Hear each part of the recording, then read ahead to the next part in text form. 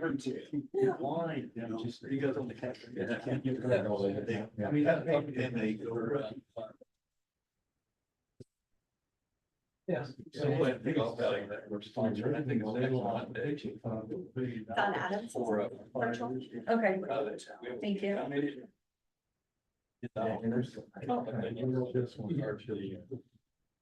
Yes, and he was,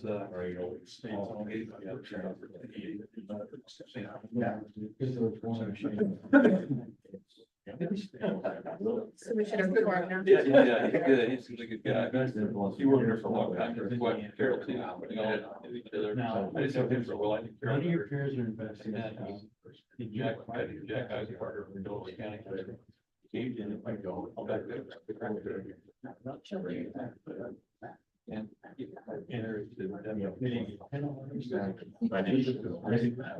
planning, program development, this is everything you need to get ready for it. Yeah. And then. I was always over to me. I mean, I know you're in Delaware County, where do you live at? Many of them.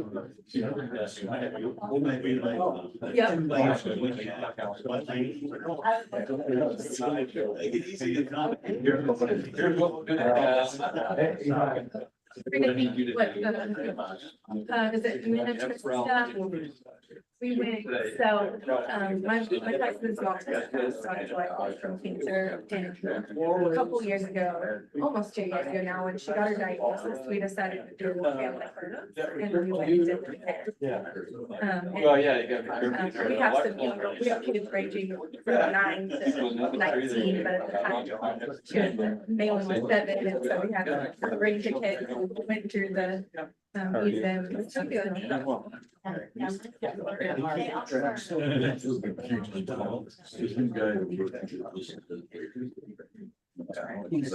was really impressed. That was my first time there, so that was neat. They lived there, they lived here on Cherry. They built that house, that's, they built it themselves. Probably. Yeah, I don't know. That's just something not in front of. Literally, that's. He's 8 years old. But.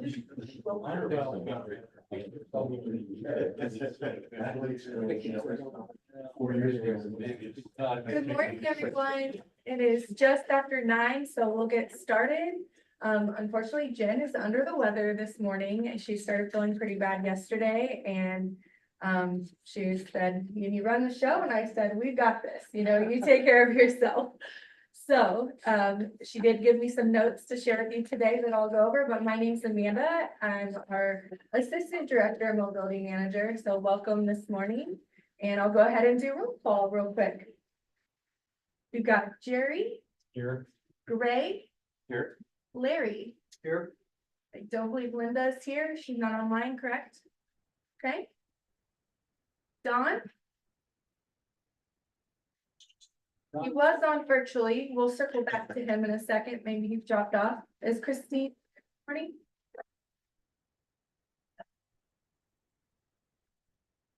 Ron. Here. Mike. Here. Andrew.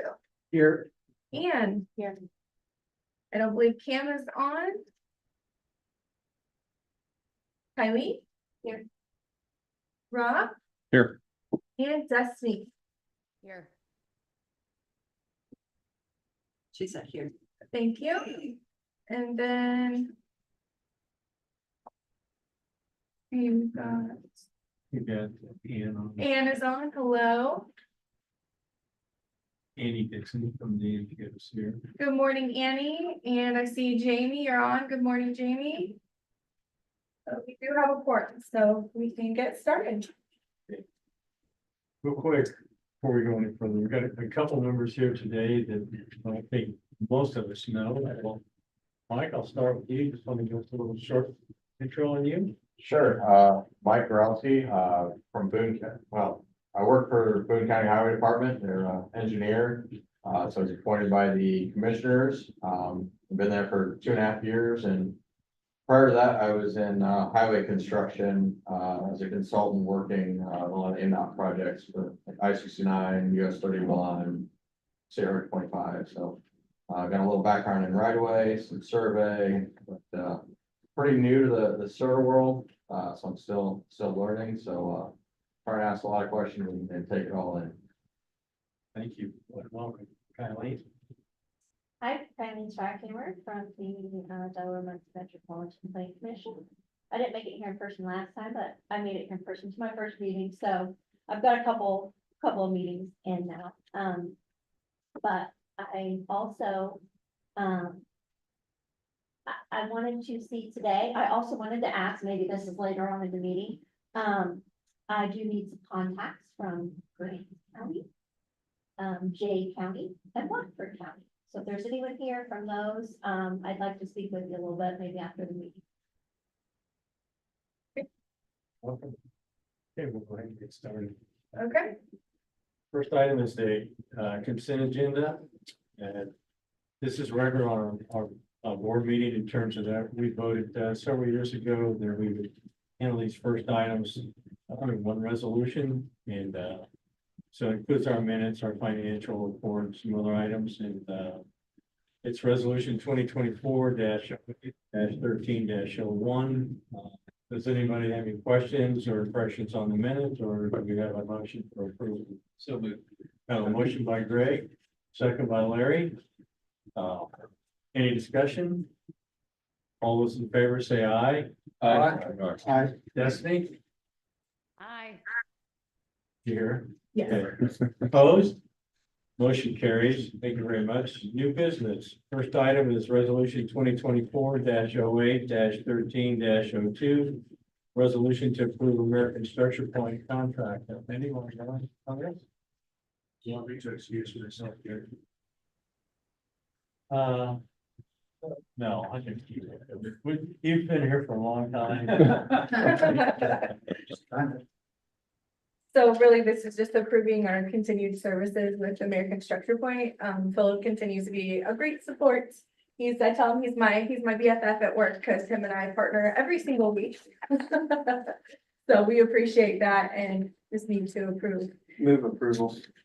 That Andrew? Yep. We have a second? Yeah. Second by Ron. Okay, any discussion on this item? If not, we'll take a vote. We'll do it by roll call. Maybe I can get that. Sure, Yeah, that's what we want to do. Apologize for that. So, that's okay. Thank you. okay, Amanda, Jerry, yes. Ray,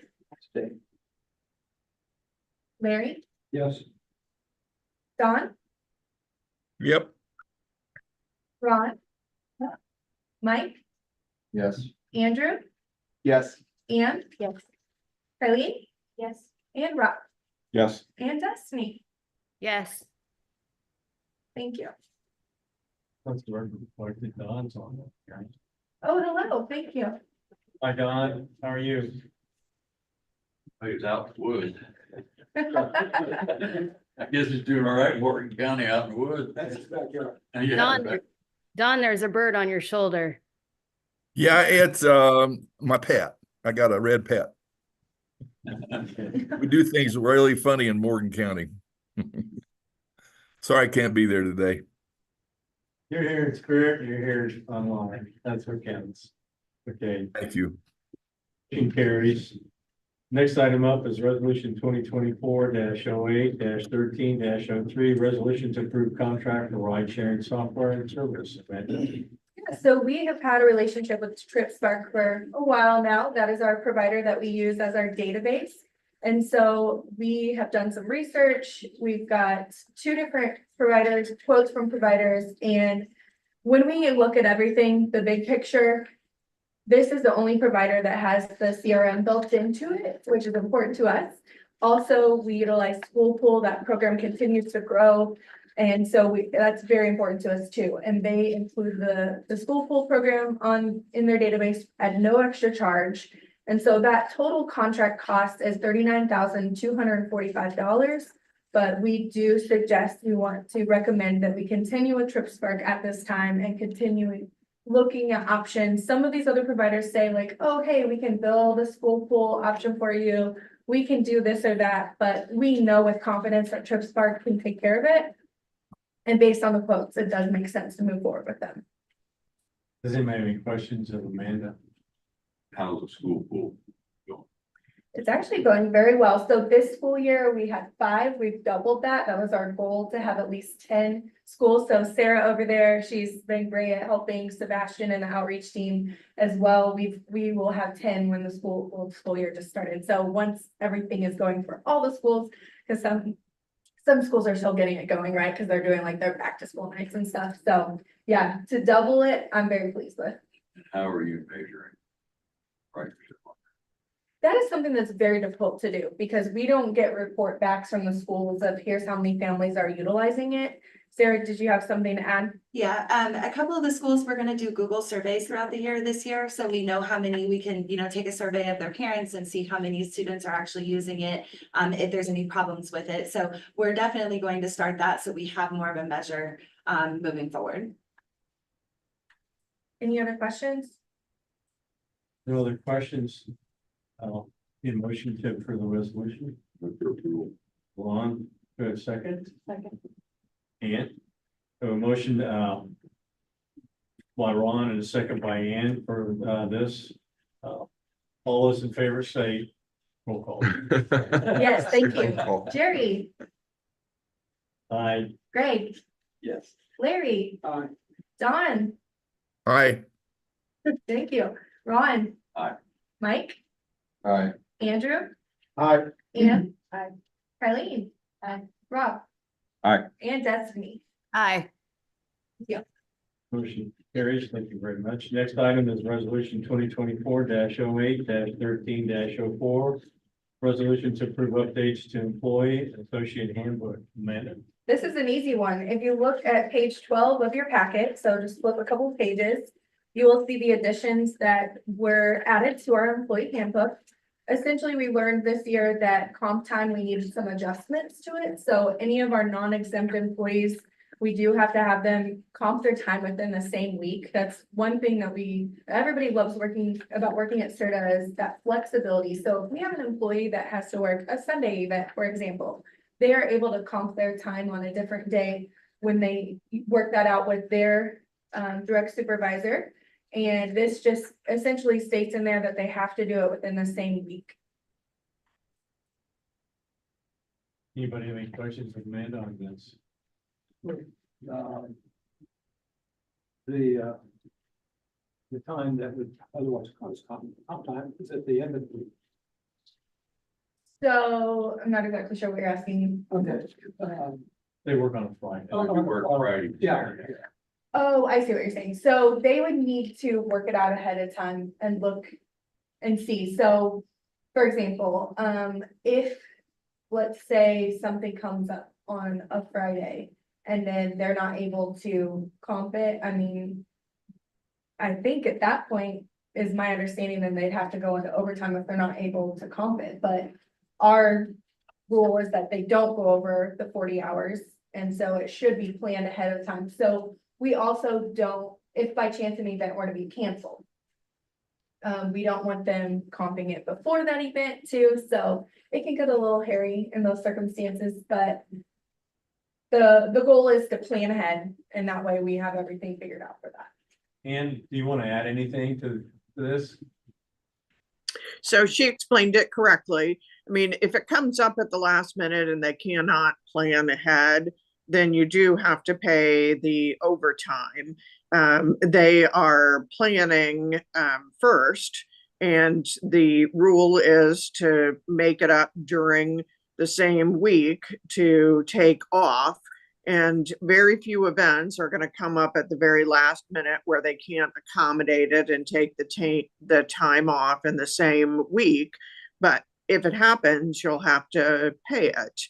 It's not a huge staff. They're going to plan carefully, but it is what it is. So there you go. Thank you. Just curious, the exempt employees, because they get comp time. So we do comp time as well. Jen and I, for example, and Sebastian, yes, we do not. I mean, it's not uncommon for us to have to work over 40, but we've always had that flexibility to do so. Any other questions of Amanda or Ann? If not, take a motion to approve the resolution. So moved. Moved by Larry, by second. Second by Rob. Any further discussion? If not, roll call vote, please. Jerry, Yes. Greg, Yes. Larry, Aye. Dawn, Yes. Ron, Mike, Aye. Andrew, Aye. Ann, Aye. Kylie, Aye. Rob.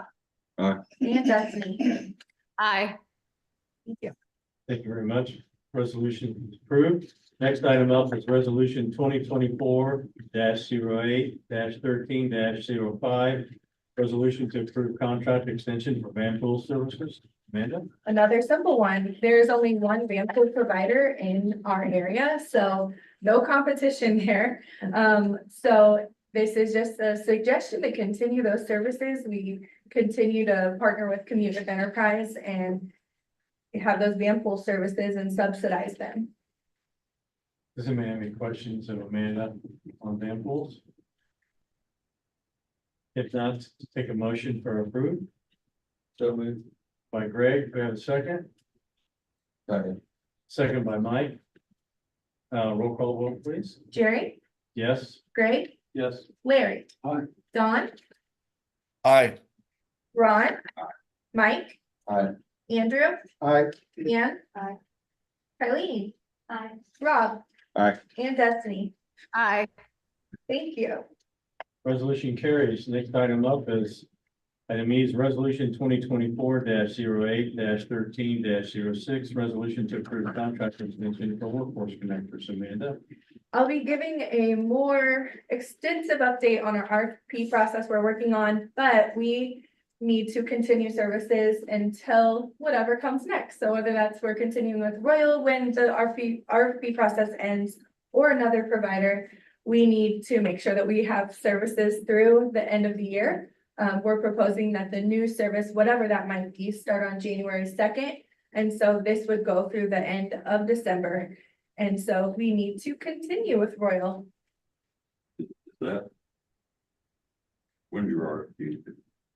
So everything is in motion. I was gonna go through that timeline in just a bit, but if you'd like, I can go ahead and do that now. So we just had a meeting yesterday to finalize the details, Philip as well as Jen and Transpro. And so that RFP is ready to go. It is already been, the notice has been sent to Indy Star and it will be on our website effective the 16th. So going live this week, also being sent to those interested parties as well. We will have a pre-proposal meeting next week, a conference virtually for those interested parties that want to join and ask questions on the 22nd. And then bids will be due virtually on the 13th. So between the 13th and the 26th, our committee that we've put together will be reviewing those and scoring those. The committee will consist of Jen, our executive director, myself. It will also include Larry as a representative of the board. And then we have a representative from the Town of Plainfield EID board, as well as the Whitestown EID board that will be able to have a say. It's a recommendation committee. So ultimately, Jen and I will bring our recommendations back to you in October, and then we will vote on making that final. Just curious that those that did have to have the capability of equipment by January 2nd. Yes. That you don't expect that to be a problem for having equipment. No, I mean, do you want to add anything to that? This is, in the past, we've done a bidding process where we've specified vehicles and the capacity, but this coming out of the Workforce Connector study that Transfer did for us, it was recommended that we switch to an RFP process that would give more flexibility to providers. So we are not necessarily dictating equipment vehicle requirements to them. They have the flexibility to propose to us what they can provide. I'm assuming that that would include their existing equipment. So there's nothing in the bidding process, no, it's going to require them to be able to get new vehicles. So is that it's not a cost-based proposal, these are qualification-based? Correct. We're not doing it based on cost. The costs are being submitted. Okay, So so you'll have the those. committee can balance the costs with their. The action that is being taken today, Royal Transportation is the current provider. It's under a contract that was approved 2 years ago. It's actually a 1-year contract that we have to extend 1 year. Last year, we extended it for another year. That contract runs out December 6th. Problem is that December, in the worst case scenario, vendor from the RFP process, December is an awful time to switch because that's when the workforce connector volume is at its heaviest. So the idea is that we want to get over the hump in the holidays before we switch. So there'll be more discussion prior to, I mean, it sounds like though, because we're not gonna meet again before these bids are. Before they're due, but we will be meeting again to review recommendation. That will be the October meeting. So you will all have a chance to discuss it with us as So well. before the contract is finalized. Yes. So we have to approve it. Correct. And they'll have to have Ann go over as well. Mhm. And that is one last piece, we have, Christine, we're gonna have Christine as well look at that. But Christine, Good. both of them, okay. Yeah, so before that goes out final, we had in that last Transpro meeting yesterday. Everything, they were making the last minute edits that we have for them, and then that will be approved before it goes on the website. Sounds like there are people from a capacity and service quality standpoint, kind of looking into the individual proposals. to make sure Yes. that- Any other questions of Amanda? If not, need a motion to approve the resolution. So moved. Rob, for a second. Second. Second by Mike. Roll call, vote, Yes. please, Amanda? Jerry, Yes. Frank, Yes. Larry, Don, Aye. Ron, Mike, Aye. Andrew. Aye. Ann. Aye. Kylie. Aye. Rob. Aye. And Dustin. Aye. Okay. Next are updates. Patrick and Abby, want to come up and give us an update? Yeah. Stand and make sure people online. Well, even if you stand over here in front of us, the owl will get you. Okay. Great. You can do that. It'll get you. There's gonna be a red dot on my chest or. Let's pick you up. Yeah, You're not running so for anything. sorry. Play limbo. No, you good. Abby's a little bit younger, so they would get on. Oh. We gotta ask ID.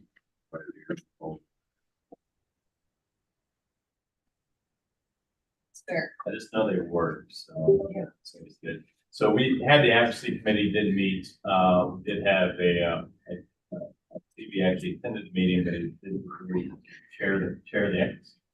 Larry, the 4 items that we really settled on, of areas of focus is the T310 funds, mobility managers and so forth, somewhat best practice evaluations throughout the country, also what those potentially may or may not be in our best interest. In no particular order, there's a conversation about bylaws, review or how we're codified. Frankly, Abby and I have a running frustration with the governor's office after we talked multiple times about some appointees that they have. And it's been ongoing for quite some time, and now it's a question of who's going to be left to turn off the light of the current governor's administration. So the third item is dedicated funding, obviously no particular order, new Indiana model.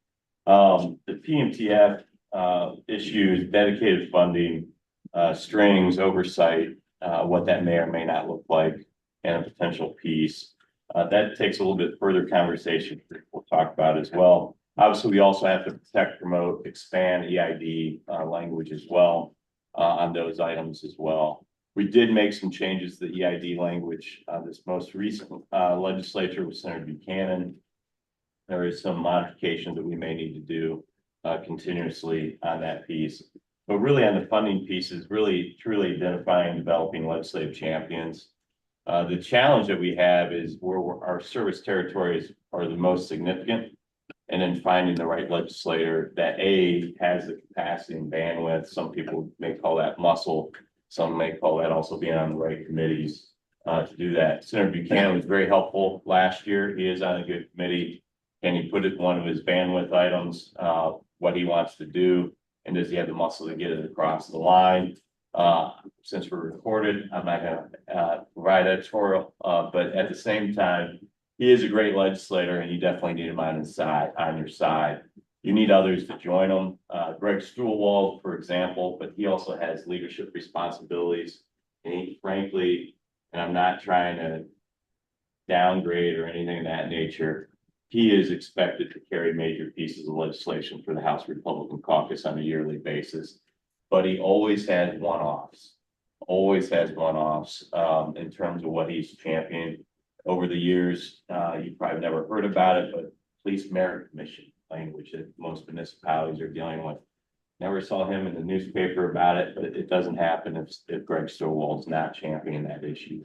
So trying to find Greg in that role would be fantastic because he's in Hendricks County. He's also a county attorney and so forth. He's got a lot of county experience and is immensely well respected by all parties and all members of the General Assembly. And he's been able to work some very sensitive issues well. At the same time, we're reaching out to Pressel, the chairman of the House Transportation Committee. He is in Northwest Indiana, but he loves Indiana. Indianapolis is a transit issue, particularly Indigo.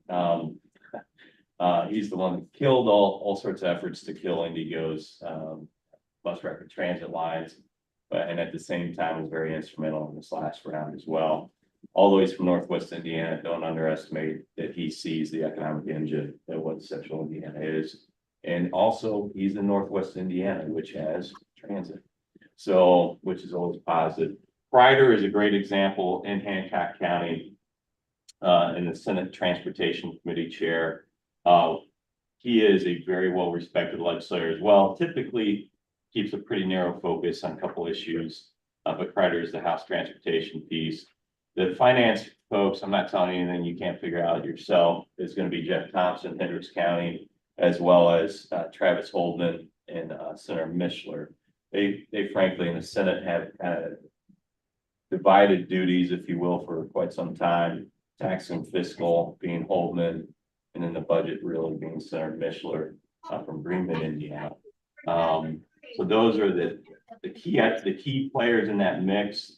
Trying though, as Greg said on the advocacy committee call, to get people excited about transit, what that can do, and what it cannot do. We do have on August 27th, the first meeting, which several of you particularly that are dealing with county highway funding and so forth, day in, day out. Those are meetings that we'll be at attending. Funding Indiana for a Stronger, safer tomorrow. SIRSS. I think it's the worst acronym ever, but. Yeah, it's made up of a combination of transportation legislators and this. We're gonna meet with the two road funding or the two road chairs. Start with them and see what's the interest, what's going to happen with road funding, that type of thing. Is that where the discussion is on the lane mile? Yes. Yes. And what's? The pie is split it up. Yeah. Yeah. Is it a study committee or? It's a study committee that will basically come up with recommendations on what to do for the following legislative It session. just started it started Last year and then it was extended to go on to this year. And then kind of whether or not they're going to end up doing something with that information, I think depends a lot upon who we have as governor. And kind of their appetite on what they want to do. So there's no agenda for that first meeting yet, but once we go to that, we'll have an idea, kind of a lay of the land and what they're gonna try to accomplish. So after 2 years, do we have any expectation of one way or the other? I hate to be so simplistic, but I would tell you, they need more money. The road funding formula doesn't make sense. Politically, they're kneecapped because they're concerned about rural communities versus urban communities. I mean, for some of you in this room, you're like, it's Groundhog Day. So you constantly have this issue. The Build Indiana Coalition has asked NPOs to put together all their unfunded projects. There's some issue about what type of data they provide. Brian Gould, really, I've had some at-length conversations with Brian about okay, what does that data need to look like or not? Because some areas in the state are putting together the total laundry list, which Brian's going to have to pare down because that will be viewed as nonsensical. I think your Central Indiana NPO is putting together a pretty well backed up, sensible, hey, these are the programs and the funding that we need. Here's the projects, and they can point to real data there. Some may be putting in some other issues. So Brian and that coalition will kind of clean that up. But road funding issues, first and foremost. And with that being said, though, the current NDOT leadership is not preparing, at least as of 2-3 weeks ago, and not filing an NDOT bill or an agency bill, purely because you have a new governor administration. They are, well, still got a vote in November. There's some anticipation of governor's administration. They are starting to put together some plans, but let me be clear, some agencies are viewed as hot red lights that they have serious concerns with or key priorities. NDOT isn't viewed that way. They do have some concern over, and there's some concern that probably some of you could talk about yourselves, but of getting projects through the process quicker, which isn't necessarily our agenda item, but really comes down to project management level staff or lack thereof. So not necessarily a CIRTA piece, but that gives you some NDOT analysis in terms of what they're looking at and what the anticipated new administration is looking at. They are meeting with legislators. There's a kind of a wing of 2 individuals that really are doing most of that. But that's the piece where, are they going to make road funding a priority for them? I can't tell you that the anticipated Governor Braun, if you're in the Jasper area, there is a road project that he would really like in Jasper, which Greg can probably draw you a map. So, governors get priorities. Governor Orr and one of his best friends from childhood years ago, they're talking about all the beloved cement that they put in the community of Evansville one afternoon for me. So governors will get those projects, but that's one project that will be reshuffled. But road funding is first and foremost a big issue. Mayors right now, this is a political piece, are pretty tense over the proposed property tax plan, which only adds fuel to the fire, and as well as counties. Fuel to the fire in terms of, hey, wait a second, you're really sticking it to us. And a lot of that conversation is coming from Central Indiana, where Central Indiana, Northwest Indiana, because frankly, those are where a lot of the economic engines are. And you also see a lot of incredible growth in those areas. So that's the piece there on the first piece. Identifying though, we did have a talk as well about allies and coalition folks. So there was a conversation as well as major employers. So the coalition can also include ARP. They are traditionally a very strong supporter of transit. The Indiana Realtors have actually stepped forward and allowed this because they see it as a quality of life issue and getting people to work in really developing areas, as well as we had a long conversation about Indigo, which is a great partner of ours and trying to also deepen that relationship as well. Jennifer's hoping, Piers is hoping not to have our fun with Senator Aaron Freeman this year. One of her top folks I spent some time with earlier this week on a golf course, but the hoping and praying that Senator Freeman doesn't reappear on some bus rapid transit issues and dedicated lanes, but I'm not going to hold my breath. So As Is he he said, coming to the ribbon cutting on the purple line? I'm scheduled. I'm scheduled to be there. Take it to the golf course. I'm scheduled to be there, but, I get dragged into Freeman's office once a year and get read the riot act, but it's okay. I'm happy to do it every year.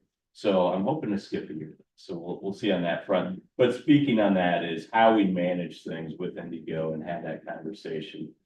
You also have, legislators. We need to get excitement in terms of what transit really does for your individual communities and what that truly means to the individuals, livelihoods, your workforce issues, your economic development issues, particularly, another unusual ally is going to be home builders. You're going to be shocked by that because they can't figure out how they're going to move people to and from, not necessarily for the homes they're building, but for the people that may reside in. And try to figure that out. So there's some non-traditional folks that we've reached out to, just trying to get them interested, pique their interest, and trying to figure out if they can get this on their agenda. Our next advocacy committee meeting is after Labor Day. But most of you participated in that call, which we greatly appreciate, trying to get that input. And then there's some information too that we're gonna need, which we'll work through with Jennifer on some funding issues. Crew's also been, most recently attended a national conference, try to get best case practices in terms of some other states are doing, or other regions, I should also say, in terms of what some of those options are. Frankly, in Indiana and all across the state, those types of conversations are immensely valuable. Chairman Pressel actually last week, I don't know if he told you this, at the National Conference of State Legislatures in Louisville, somebody said, well, Indiana did something interesting, but no one here understands it. Well, Pressel's the one that authored it. He was in the room, so he stood up and explained it to legislators throughout the entire country. Is that increasing EV fees? Yeah, EV fees, which he loves talking to me about because I drive an electric vehicle. But those are the pieces that, that type of conversation, but it also helps when you talk to Jeff Thompson, the chairman of Ways and Means. Hey, here's some states that are looking at this and here's how they did that. If you bring them an idea from Illinois, don't tell them it's from Illinois. But tell them it's from Tennessee or Texas. That's always a good one. But those are pieces that you need to bring to the table so we could show them, hey, here's 3 different states. Here's how they work in their states. Here's why we pick or would like to pick or grow this effort in this state. And we also always have to tailor it to Indiana specific needs and also our existing tax laws and structures. I think that's really about it. I mean, there's a lot of moving pieces right now, but hopefully after this first meeting and then some additional meetings that we have with legislators, we'll be able to pinpoint some things and have a good plan by our meeting after Labor Day. Yeah. That's where we're at. Questions of Patrick or Abby? To what extent do you or can you work with lobbyists or Indigo? Oh, immensely. Yeah. We work with lobbyists, other lobbyists all the time. Frankly, they work with us all the time on different things. On the Indigo piece, personally, for some other clients, and then also for CIRTA, Rick and I have worked immensely close with Indigo. I typically am a little bit, one of our clients comes at it from a workforce issue. We are unabashed about it. So Rick and I have traditionally kind of split the pie.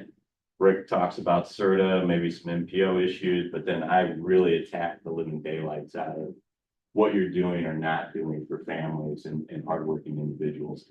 And also the lack of connectivity to an airport. And so I think Indigo views me as a little bit of a unpaid for pit bull, because I will literally, at the last session, I rolled out the initial study that was, there's a lot of conversations behind closed doors that this wasn't a conservative approach or a fiscally responsible approach to transportation.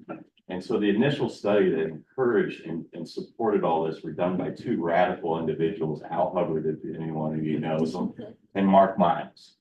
So I presented, hey, here's the radical agenda by Al Hubbard and Mark Miles. So the Republicans knew what I was saying. And even some of the Democrats started cracking up laughing, but that's where you just have to lay it out to them, and do that, but we work pretty closely and frankly, are happy to do so. If CIRTA determines, I mean, we don't do something unless the board, the committee is okay with that. And you guys are working with NPO as well, right? Correct. Okay. Yeah. And then who is Indigo's lobby? Well, right now, I actually have a breakfast with them, or coffee with them on Thursday. It's been Joe Loftus for a very long time. Joe just retired. So I'm anticipating an individual at Farms and Thornburg will be the point person. Joe and I still work closely together, even in his retirement. So we will. What, I'm sorry, I lost track of what's going on at Indigo's first leadership. Sure. Jennifer Pierce is now the full-time CEO. I think she was acting at one point. Jennifer's had a very great career at different engineering firms, major projects throughout her career, throughout the state and beyond. So, and then frankly, her husband was a really good high school baseball teammate of mine too. So, so, but yeah, they are very great people, but Jennifer is also a very, very needed and good communicator. She can take engineering language, this is just me speaking, and really make it that a lay person off the street can understand what the goals and objectives are. And I think she connects very well with people. That's also a good chance to reset. some Yeah, things that's- from Indigo. Absolutely, and, yeah, I've known her for a long time. So it's That's happy. not that we're a challenge, but a potential partner. Yeah, I think that's how we have to approach it, is we all want transit, let's do it together, and build a coalition and. And rising tide lifts all boats, and typically in legislation it works that way. Just gotta trust and verify that the hands and oars and mays and the shalls are in the right places. So, at the same time, the overarching goal is shared, and then how do we best achieve that for a greater good? This might be a good time. Yeah, tomorrow, Greg and myself and Philip and, our PR team as well will be going tomorrow to present to Indigo. And pretty much what the board saw as a presentation, that's what I'll be doing, but tailored more to them and understanding how we can best partner. And that will be for Jennifer and some of her team. Great, okay. That's good to know. I mean, I think she's a great opportunity as a leader there to be about the cause, not about herself. Yes. Right. Absolutely, that's helpful. Yeah. And she's been open to hearing us and understanding that our mission is to get closer to them together. Yeah. Right. So we're gonna make it. And she's been a good advocate for alternative transportation for a long time. So, which you don't always find. But she has been for a long time. Anything else for Patrick or Abby? Thank you very much. Hey, thank you. Good Thank girl you. report. Real quick to add before you leave,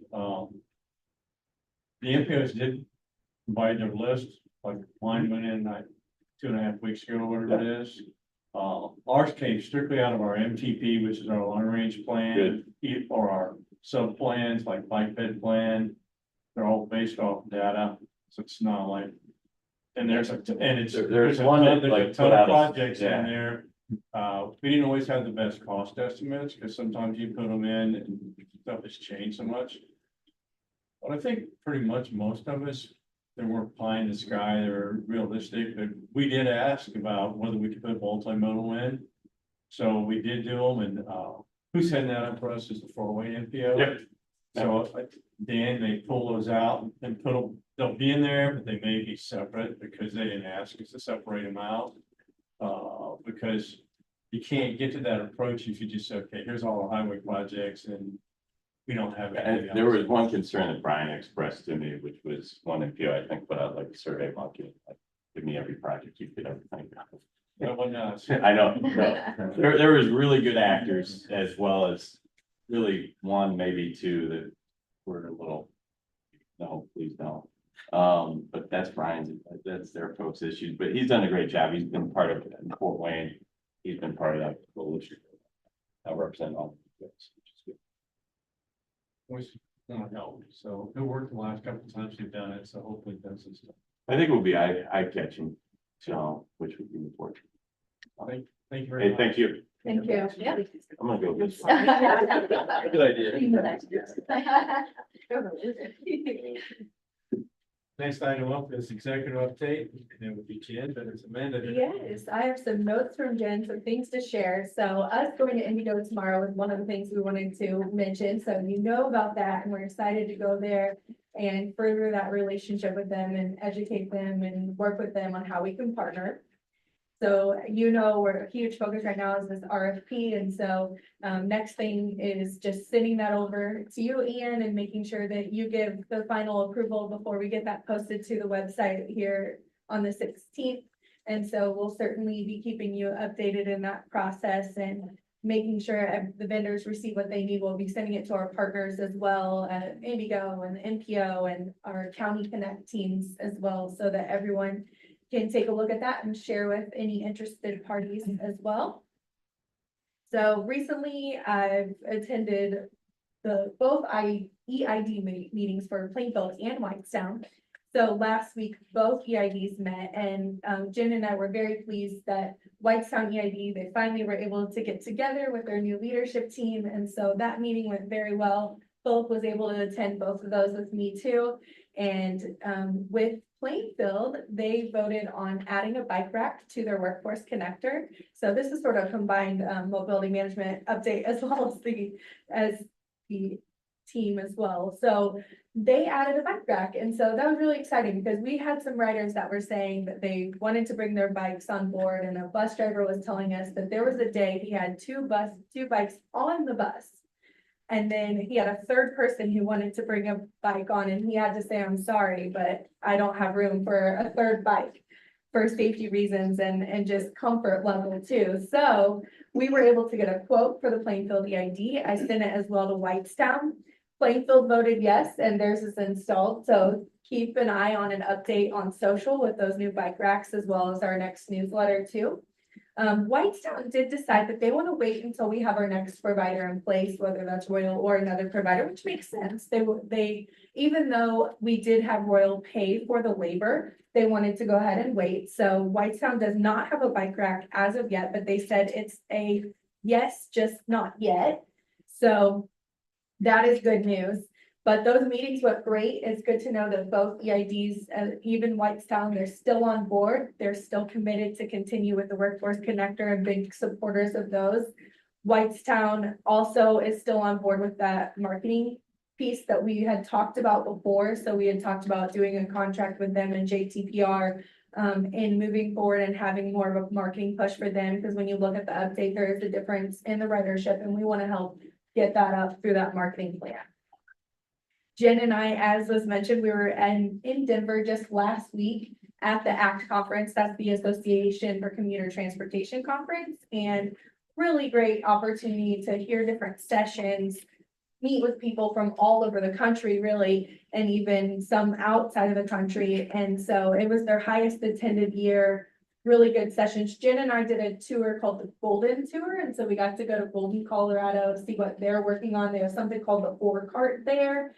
A shuttle that they have that's free for people. That was super neat to learn about. And exciting, if you didn't see, we won an award from the Midwest chapter as the Organization of the Year because of how long we've supported ACT and our representation in there. I also won an award for Chapter Rising Star. I did the Impact Leadership Program last year, as you guys know of. I also presented for their TM week, as well as I serve as the marketing chair for the Midwest chapter, so we got an award for that too. So that was very cool.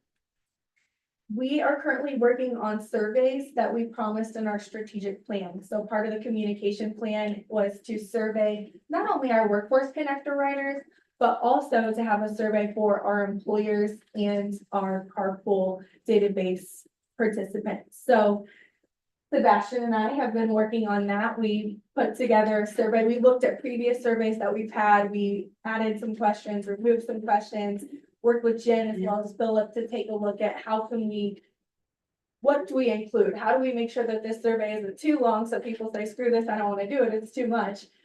So Sebastian, thank you for your help on that. We're at a point that it's just when are we going to roll this out? So that's what's next, is rolling those surveys out, so more to come on that. We've started on the 2025 budget. Brandy and I had some discussions, and her and Jen have had discussions, so 2025 budget's underway. And Jen wanted me to note that she's dedicated some time in September for meetings with stakeholders and the legislative team, so more to come on that. If you take more look at the mobility management updates, we had 114 calls in June compared to 87 in May. We had 7 cross-county trip requests in July and 9 in June. We referred commuters to 25 different organizations in July and 18 in June. And then as far as the Whitestown ridership is actually up year over year, if you were to look at that, but we did have 597 riders in July compared to 559 in June. And then in Plainfield, 1,001 in July compared to 1,065 in June. Before you go forward, Yes, the cross county. That doesn't have to come through. so those are the numbers you get from the calls, correct? So when individuals call our office and they request information on crossing counties and Sarah refers them, that's, Do we have, is Socoa giving you guys any? oh yeah, that's in the update too. Oh, okay. Yes, if you keep going. So My Freedom, you can see if you turn the page, it shows here that in July, there were 90 trips taken with Socoa on the My Freedom program compared to 75 in June. So those numbers are still going well. And you can see there, April was the highest month they've had thus far, but yes, she continues to provide that reporting for us too. And then finally, with County Connect, we actually meet with our TAC meeting today. And so things continue to move forward with the potential pilot that we are hoping to start it in January. So the TAC has voted to start that in January. When we meet today, a lot of what we're talking about is just some current updates. We're wanting to get some agreements in place. So remember that's Hancock and Hamilton County that we're wanting to do those cross-county trips. And so wanting to get the agreement between CIRTA and Hancock County and CIRTA and Hamilton County. So starting those discussions on what those will look like. I had a meeting with Meyer to discuss potentially using their parking lot as the meeting location for the vehicles. And so they are taking that back to that location in McCordsville and making sure that that's good, but he said he didn't see any issues with that. So that is great. And then you can see the data for the cross-county trips there. I put the 2023 numbers so you could see as comparison. But one thing that I thought was pretty neat is that this time, well, all of 2023, there were 61 cross-county trips compared to, we're already at 59 in July, at the end of July for 2024. So they're up year over year. I'd like to suggest to our folks back there that award-winning thing is not insignificant. That it shows, it's not to toot the horn of the individual, well, that's okay. But I mean, the fact that, we're recognized throughout the United States, what award staff is one award, not a staff. Little feather in the cap. Yeah, thank you. Actually, putting something on the website about it. And maybe some distribution. I'm gonna talk to Jim about that. Okay. That's a really good point. I mean, that it's not just us doing our work, but it's, it's a One of the national beneficiaries thing. of their work. Yeah, it's a national thing. We're ready for Sebastian. Yeah, we'll come up. What do you think? Thank you. Yep. You can come sit by me for, if you feel more comfortable. Well, good morning, everybody. Everybody's doing really well today. So Sebastian is still fairly new to us. Like, sometimes I forget, he hasn't been here that long, but he was hired on, for those of you that might not be familiar, as a new outreach rep. And what month was that? This year's February. February, so not that long ago. And then with me stepping into the mobility management role, we had to fill the commuter connect role, and he has just done a wonderful job. We're so glad to have him on the team, and so.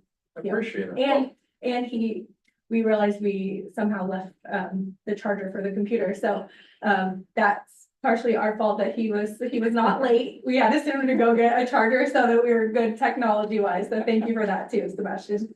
You're welcome. All right, so let's talk about Commuter Connect and everything we've done. The staff update, so since our last board meeting in June, we've been able to add over 350 new commuters, so we are over the 12,000 mark. We're actually at 12,220 commuters in our carpool database. We've actually set up 44 informational tables at our employer sites. Some of these employers include thermal structures and ERI, which we were able to get back into. Those are in the Plainfield EID as well as on the connector route. So those are important for us to be able to help them out. We've also made contacts and are planning various tables. There's actually one going on right now at IU Methodist and IU University where we got into the health network, as well as at Eskenazi Health. We will also be tabling at Citizens Energy for our car-free day festivities. We've also had some meetings and are trying to get into the Indiana Department of Corrections to have employee benefits set up there. We've just continued to use our team to do new hire orientations for some of our employers, including South Point Healthcare, which has been really successful, and they've actually referred us to other locations, thanks to David, our outreach rep, for finding that. We continue our partnership with Full Beauty Brands, which we attend every week, and we pretty much get everybody registered at their new hire orientation and get them started the right way. Our partnership with Walgreens micro fulfillment centers still continues to be strong, as well as Hostess Brands, who actually just were bought out and are restructuring. They got bought by the Smucker's brand not too long ago. Our team was also able to connect with some major employers in our district, including Roche Diagnostics, which we'll be having a tabling here in a couple of weeks. GNC Distribution over in Whitestown, Essex Furukawa in Johnson County, Greenwood Healthcare Centers, Estes Express Lines. And then we've also been able to get into radio logistics. We got invited back to Hara Hoosiers Park up in Madison County. They're pretty excited about our partnership, as well as Sutong in Madison County. We also continue our heavy presence in the community. We've been invited to attend Indigo Transit, so we've kind of changed that a little bit, where we're actually attending the Wellness in Transit as well as their Food in Transit program, to be able to reach more people, along with all of the benefits that they provide for Central Indiana residents. We also continue to go to the State House, as well as we've been involved with the cafe here on the east side for various events. We also attended the Indiana Black Expo Health and Minority Fair at the fairgrounds, and we continue to go to the Superior Courts and Community Justice Center. We've also attended many events in Hamilton County, including our Military and Veterans Resource Fair. We were invited to Familia Fest at the Marion County Fairgrounds, which was a pretty large event, as well as continuing to go to back to school night events in various counties, including Hancock County, Marion County, Hamilton County. And then I continue to be invited back every month for the Urban League, the Indianapolis Urban League, where they host a care program, which focuses on second chance reentry and rehabilitation for people that have been trying to reintroduce themselves back into the world after being released.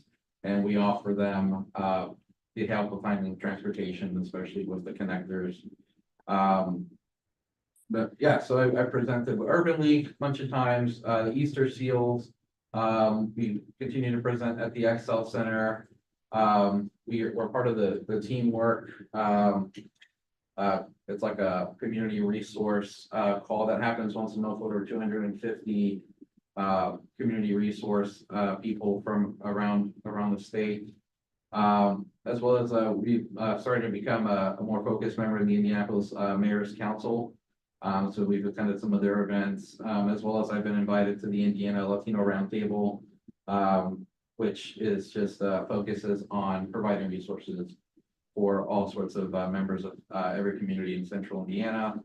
Our Bike Buddy program, is becoming a real success, now that we're coming into the late stages of biking season. Since our last meeting, we've added 6 new mentors. And then as of yesterday, we had 9 bike buddies that have been matched since our last meeting, which is pretty neat. And they've continued to answer surveys and send us pictures, which we will put on our website and our social medias. Our school pool continues to be pretty successful thanks to Sarah and our hard work. This school year, we have 10 schools set to join the initiative. We're continuing our collaboration with both Huron High School and Huron Riverside, which it's been pretty successful. They even vocalized to us that they've been able to gain a lot larger of a participation because we've been so involved with them. But we also have some new schools such as Little Flower and St. Philip Neri, which will be starting here in the next couple of weeks. And like I mentioned, we've gone to a ton of back to school nights, including at Brookside Elementary. We went over to the Hancock County Fairgrounds for their back to school night. We attended the Far East Side Festival back to school event, all within the last 2 or 3 weeks. Our web traffic and social traffic report. Since our last board meeting, we've had 7,974 users to visit our website in June and July. We've had 21,104 website views. And our top website pages visited were, number 1 was the Hamilton County Express, Plainfield Connector, our Register Now page, Access Johnson County, our employment opportunities, and then the bus/workforce connector site on our website. Overall, our stats and our goals as of August 2nd. So we have 12,220 commuters in our database. 350 were registered since our last board meeting. We have an 87% of commuters that are active for matching, which our goal has always been 65%. As well as we have 10 van pools that qualified for a CIRTA subsidy. Like I mentioned, we've been real busy trying to stay in our employers and our communities. So upcoming, we were just at the Old Settlers Fair in Morgan County, which was a lot of fun. We continue to go to Wellness in Transit, as well as we were at 2 different community night out, one for Marion County and one for Hamilton County, as well as Big Brothers Big Sisters Central Indiana had a community night back to school event last week. We're also going to be at a community resource table at various times in the next couple of weeks at the Indianapolis Public Library System, and we're working on trying to get into various libraries in all of our counties because it seems to be a really good place for people to access information. We will be in Hendricks County on the 23rd for Live at the Amphitheater. And then we will be at the Community Safety Day in Lawrence. Again, we will continue to go to Wellness in Transit. And then we've been invited back to the Carmel Clay Parks and Rec for their Community Resource College Fair. And then, of course, Car Free Day is coming up September 19th. So if you all have time, please stop by at the Circle. We'll be there. And then we will be in Johnson County on the 21st for the Touch a Truck event. And then in October, the beginning of October, we will be at the Riley Festival from the 3rd to the 6th in Hancock County. So we're really looking forward to that. That's everything that I have from a Commuter Connect update standpoint. So. We're are you doing with your free time? My free time, long walks, on hiking trails and hanging out with my dog and my wife. I've got a question, you know, when a person's selling something. Internet, business translates to sales, and how many products we sell. Do we have any ability to know how many of those businesses ended up, you know, producing something? I know that on our analytics, we can look at, page visits versus registrations. Yeah, that's fine. A lot of our visits have been towards more of the resources, so whenever somebody calls and they want more specific resources, that's why our top page is, with the Johnson County, Hamilton County Express, and then the Workforce Connectors, because people are looking for information, and we have been pushing people to the website when we're at community events using QR codes, because sometimes people only have 2 or 3 seconds to stop and talk to you. And that's kind of how we've been trying to drive that, but the best way to capture that would be registrations, which is something that we're working on, making sure that people get registered whenever they go on. But we will have that information for you. We'd love to see all of you at Car Free Day. So, same as last year, all of the last few years, the 7 to 9 a.m. on September 19th, which is a Thursday on Monument Circle, and then 11 to 1 lunch event. So we will make sure you all get that flyer as well. And if you want to, share it on any of your LinkedIn or socials, we'd be glad for that too. And any of your groups that you're in.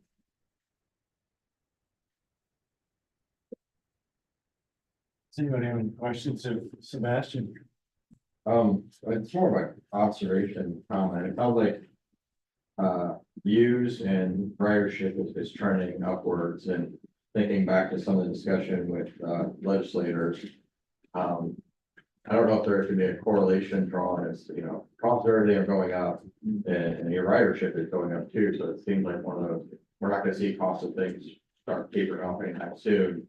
I would think this would be a strong data point is if some of those conversations start building to say, here's what we can see. I don't know how to best correlate that data, but it sounds like just kind of listening to some of the numbers. There is some correlation in there, so I don't know how we use that, but it kind of sounds like that's in there in that data somewhere. So just got something to keep in mind, I guess. I think one of the other things is that seeing more and more utilization of the CIRTA website for making connections, which we've always had, but I think it's higher now. I think it's more awareness, but you need to continue that outreach. So, yeah, Sebastian, you guys have been busy. Yeah. Getting your name out is really important. It's good to see, and I don't know if I'm Hancock County, but it's good to see all that engagement that's now going on in Hancock, and appreciate visits to Madison County as well. Oh, yes, of course. Yeah, Sebastian is a leader that is not afraid to jump on in with his team, and he's like, he'll be like, oh yeah, I'm comping Friday, I worked all last weekend, and how many weekends in a row did you work? Like, he's right in the thick of it. It was like 3 weekends in a row, and then I just took this past weekend off to go to Lake Michigan and just kind of look at the water. Well deserved. But I made a goal, so Jen bought us these like green recyclable like shopping totes, and we have a ton of them, but every time I go to an event, I'm like, I want to see the green. So that's always like my goal when I talk to people and hand them a bag, and then people come up and say, oh, where's that bag? Well, before I give you this bag, let me tell you what we do. And we actually just did a 1-pager too, which is really helpful for people that only have those few precious seconds to stop by. So we are getting the information out there, and the outreach is really, really powerful at this time right now. So. Does anybody else have anything they want to discuss today? If not, our next meeting is October 15th, and it will be at the Chamber Building in Indianapolis on the 9th floor. And it's at 9 o'clock. So I need a motion for adjournment in a second. So the second, Greg, motion, Larry second.